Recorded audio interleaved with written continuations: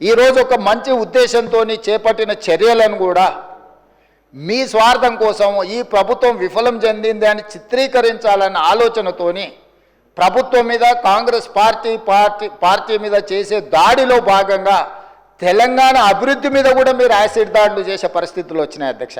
తెలంగాణ కుప్పగూలాలన్న ఒక ఆలోచనతోని కుట్రపూరితంగా అన్ని రకాల వేదికల మీద తప్పుడు ప్రచారం చేయడం వల్ల ఈరోజు తెలంగాణ ప్రతిష్టను మసకబార్చే ప్రయత్నం చేస్తున్నారు అధ్యక్ష. దయచేసి తమరి ద్వారా నేను చేస్తున్న విజ్ఞప్తి ఒకటే, ఇట్లాంటి కుట్రలు చేయకండి. ఈ కుట్రలు తెలంగాణ రాష్ట్రానికి ప్రయోజనం కాదు. రేపు భవిష్యత్తులో మీరు అధికారంలోకి రావాలన్న ఆలోచన చేస్తున్నామని మీరు పదే పదే చెప్తారు. చాలా దగ్గరలో వచ్చేసారి మేమే అధికారంలోకి వస్తామంటారు. మరి వచ్చేసారి మీరు అధికారంలోకి రావాలంటే రాష్ట్రం దివాలా తీసి రాష్ట్రం మొత్తం తగలబడిపోయి రాష్ట్రానికి పెట్టుబడులు రాకుండా వచ్చిన పెట్టుబడులు ఇతర రాష్ట్రాలకు తరలిపోయి ఇది జరిగితే ఈ రాష్ట్రానికి ఏమైనా ప్రయోజనం చేకూరుస్తుందా? ఎందుకు విజ్ఞతతోని 10 సంవత్సరాలు ప్రభుత్వం నడిపారు. గతంలో కూడా 20 ఏళ్ళలో 30 ఏళ్ళలో మేము ప్రభుత్వంలో పనిచేసినాం, తెలంగాణ కోసం ఉద్యమాలు చేసినామని ఎవరైతే నాయకులు చెప్పుకుంటున్నారో మీకు సోషల్ రెస్పాన్సిబిలిటీ లేదా only political responsibility, only power మాంగర్స్గా మీరు మారి అధికారం మాకు ఉండాలి, అధికారం పోతే ఒక క్షణం కూడా మేము భరించలేము, అధికారం లేకుంటే ఒక క్షణం కూడా మేము ఉండలేము అన్న విపరీతమైన పోకడలు ఏ రకంగా తెలంగాణ సమాజానికి మేలు చేస్తాయి అధ్యక్ష? ఈరోజు తెలంగాణ రాష్ట్రాన్ని ప్రపంచ చిత్రపటం మీద పెట్టాలి అని మేము చేస్తున్న ప్రయత్నాలను మేము నిరంతరం పెట్టుబడులను ఆకర్షించే ఉద్యోగ ఉపాధి అవకాశాలు పెంచాలని ఏదైతే ప్రయత్నం చేస్తున్నామో, శాంతి భద్రతలను కాపాడాలని మేము నిర్విరామంగా చేస్తున్న కృషి, మేము వచ్చిన తర్వాత అది గణేష్ నిమజ్జనం కావచ్చు, లేకపోతే మొహరం కావచ్చు, బక్రీద్ కావచ్చు, అన్ని మతాలకు సంబంధించిన పండుగలలో ఎక్కడైనా చిన్న చెదురుమదురు సంఘటన కూడా ఏదైనా జరిగిందా అధ్యక్ష? ఈ 15 నెలలలో ఎక్కడైనా శాంతి భద్రతల విషయంలో ఎక్కడైనా మేము రాజీపడ్డామా అధ్యక్ష? ఈరోజు ఈ రాష్ట్రాన్ని దేశానికే ఒక ఆదర్శ రాష్ట్రంగా తీర్చిదిద్ది అత్యధికంగా విదేశీ పెట్టుబడులను తీసుకొచ్చి ఈరోజు ఇన్ఫ్లేషన్ విషయంలో ధరల నియంత్రణలో దేశంలో నెంబర్ 1 అధ్యక్ష.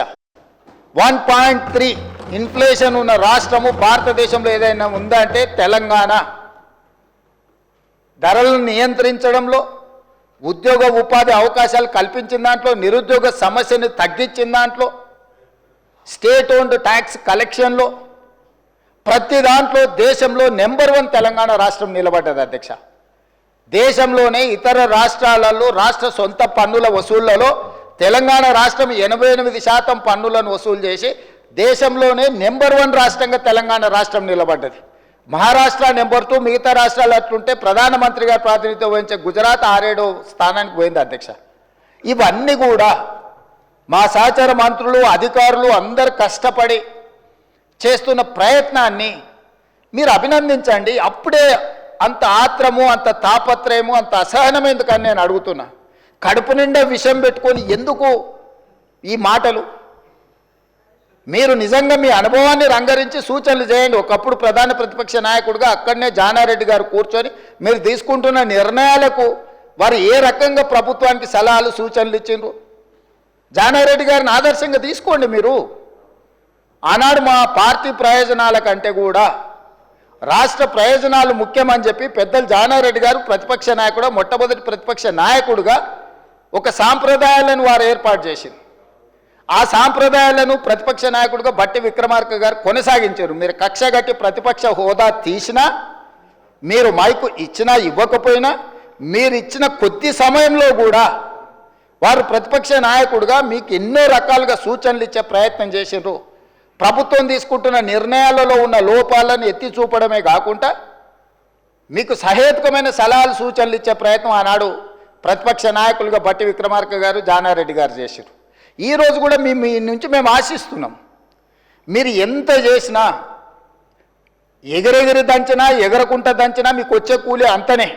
ఎన్నికలు అనేవి 2029లో వస్తాయి అధ్యక్ష. వాళ్ళ తాపత్రయపడ్డంత మాత్రాన, వాళ్ళు ఆవేదన చెందినంత మాత్రాన, వాళ్ళు హడావిడి పట్టినంత మాత్రాన 1 సంవత్సరం రావు అధ్యక్ష ఎలక్షన్లు.